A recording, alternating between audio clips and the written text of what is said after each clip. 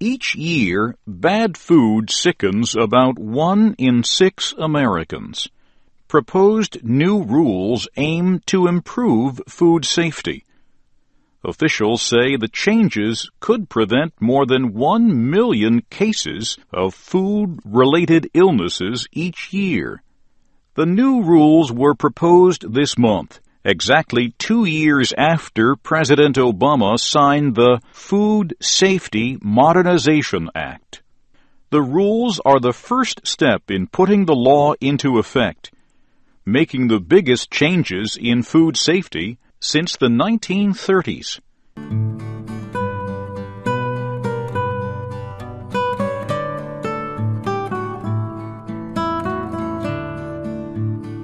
The law makes the Food and Drug Administration responsible for preventing foodborne illnesses.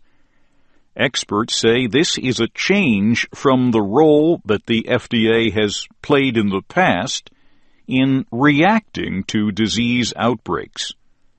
Congress passed the law after a series of outbreaks linked to bagged spinach, peanut butter, and other foods. Margaret Hamburg is commissioner of the FDA. They occurred because of problems that would have been addressed by these kinds of approaches. So I think, we're very optimistic that we will begin to see real change.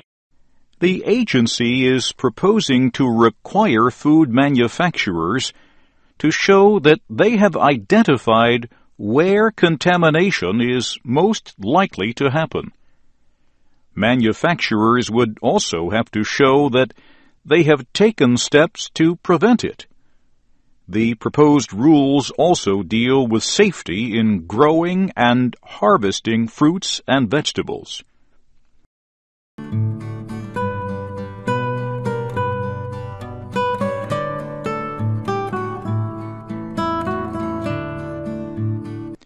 The Congressional Budget Office estimates that establishing all of the provisions of the law will cost the government $1.4 billion.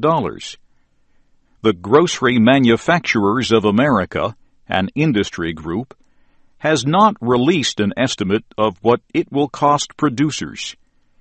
But FDA Deputy Commissioner Michael Taylor says the new rules are worth the price.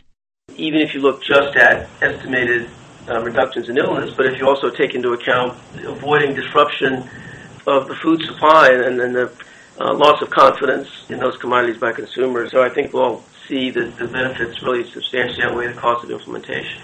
Caroline Smith DeWall is Director for Food Safety at the Center for Science in the Public Interest. She says the rules should have been released a year ago. We're really happy that the new rules have come out. They're a little late. And she notes that they are not finished. The bigger question is, where are the rules on imports that haven't been released yet? The FDA says about 15% of food eaten by Americans is imported, and that share is growing.